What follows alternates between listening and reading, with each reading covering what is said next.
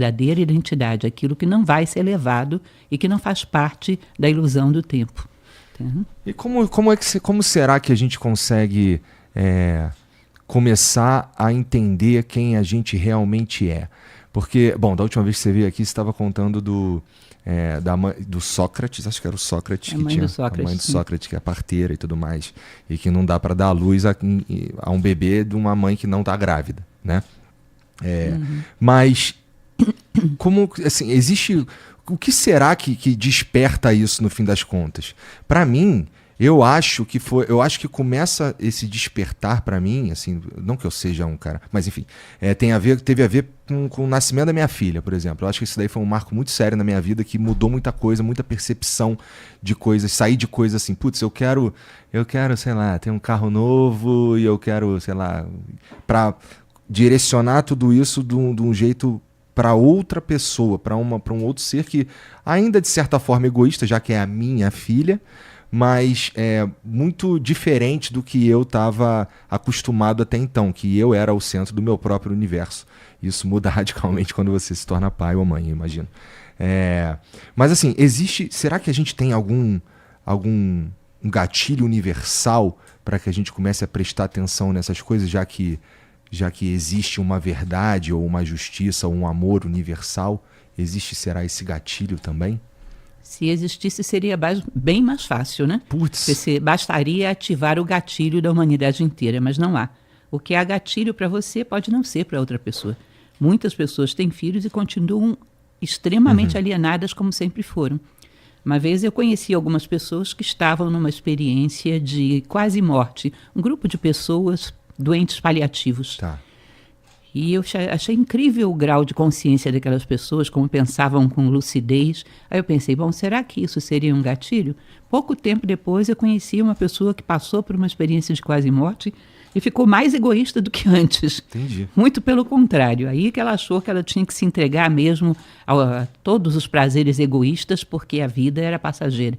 Ou seja, não é um elemento que possa ser forçado de fora. O pessoal costuma dizer, até um pouco lugar comum, né, que o ovo da galinha, quando o pintinho vai nascer, ele tem que ser quebrado desde dentro e não desde fora. Não existe muito que a gente possa fazer desde fora. Existe um momento de esgotamento, que é muito variável de pessoa para pessoa.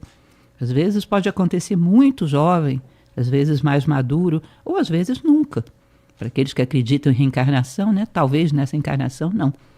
Tá? Então, o que existe é uma obrigação das pessoas que têm esse gatilho, que despertaram, de ter um certo carinho, um certo cuidado com aqueles que não despertaram. Porque é muito fácil manipular quem está nessa ilusão, né? Nessa superficialidade. Portanto, quem está desperto tem uma responsabilidade para com a humanidade. E a gente, e dá para dizer que a gente está se tornando cada vez mais egoísta, assim, e isso é necessariamente ruim? Sim, eu não vejo nenhuma aplicação, embora várias pessoas já tenham vindo com esse discurso que eu considero meio sofista, né, de que o egoísmo pode ser bom em certas circunstâncias. Eu não acredito nisso. Eu não vejo onde o egoísmo possa ser bom. Ah, mas a pessoa se salva de uma catástrofe. Isso é instinto de sobrevivência, não necessariamente egoísmo. Ela pode se salvar e imediatamente se preocupar em salvar mais alguém. Eu não vejo nenhuma vantagem no egoísmo. E eu acho, sim, que a gente tem que ser induzido pela cultura. Porque se você considerar a ideia do Estado, tá, um Estado ideal, seria aquele que cria todo um ninho, todo um embasamento para ajudar as pessoas a despertarem. E nós criamos um ninho, um embasamento para tornar as pessoas mais egoístas ainda. Provocamos ao extremo os desejos.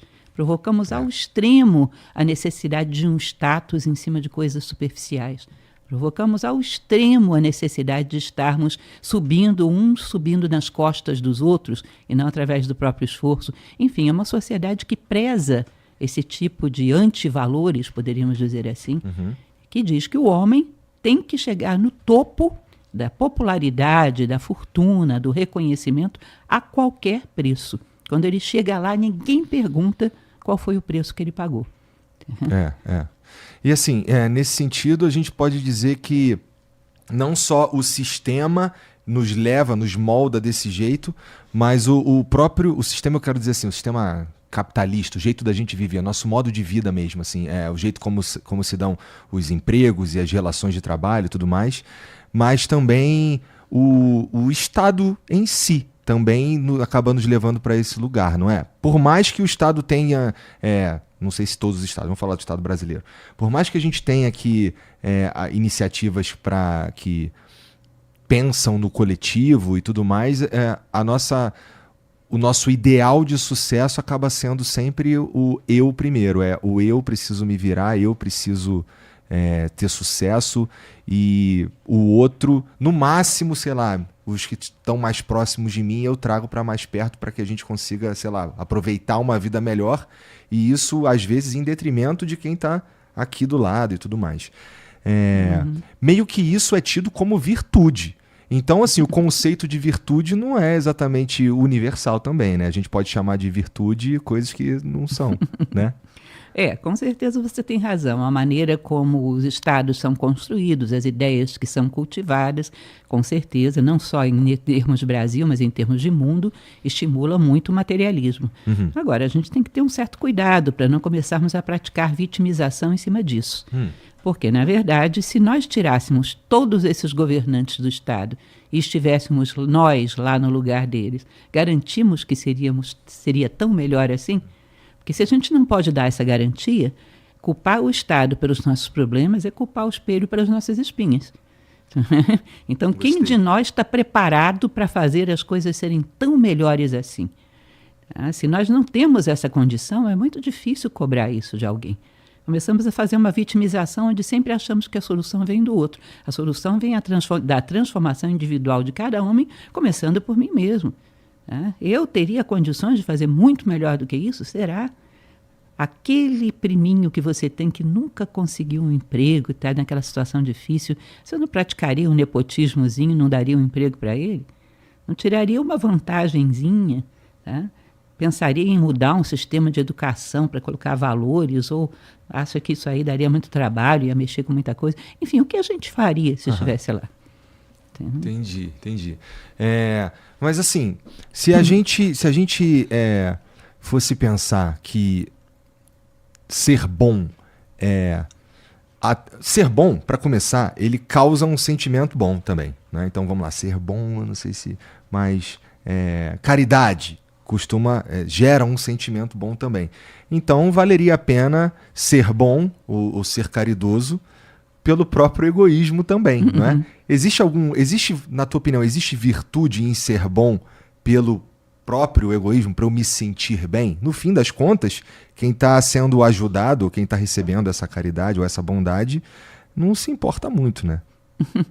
Na verdade, o fato de você ser bom, ainda que a princípio você tenha uma intenção de se sentir bem, que isso é uma coisa que acontece muito hoje, há médicos que recomendam, por exemplo, pacientes praticarem trabalhos sociais, trabalhos voluntários para melhorarem, e melhoram. Ainda que você tenha feito para se sentir bem, a prática do bem, ela vai te autotransformando. E daqui a pouco não é simplesmente por você, porque você sente o resultado, você sente a alegria, você sente a transformação na vida daquela pessoa, e isso começa a te dar uma alegria pela alegria do outro, começa a te dar uma realização pela realização do outro. Ou seja, o bem, quando é genuíno, é muito difícil que não tenha alguma sujeirinha misturada, porque vamos ser nós praticando o bem. E nós, nesse momento, não somos tão puros assim. Mas a prática do bem continuada, ela vai se corrigindo. Kant dizia que a boa vontade é boa em si, ou seja, ela vai se corrigindo na prática, vai se tornando cada vez melhor. Mas nenhuma virtude que a gente vai praticar nesse momento, dado o nível que a gente tem, não vai ter alguma impurezazinha de egoísmo misturada. Bom, somos todos assim, no fim das contas, seres humanos assim que, né? E você estava falando mais cedo que mesmo que não tivesse humanidade, ainda haveria amor, ainda haveria justiça, tudo isso. Isso tem a ver com... Então, assim, existe algo que... Eu ouvi você falando também de pérolas, assim, falando que no centro das pérolas corre ali um cordão fiozinho, de um fio Sutratma. Isso significa que a gente, no fim das contas, por mais que as virtudes elas não sejam necessariamente enxergadas de uma forma homogênea, tipo, o que é uma virtude para uma pessoa pode não ser uma virtude para outra pessoa, existe uma verdade universal que permeia tudo E essa verdade universal é... Notícia urgente. Você ainda não deixou um like, comentou e se inscreveu. Isso é uma vergonha.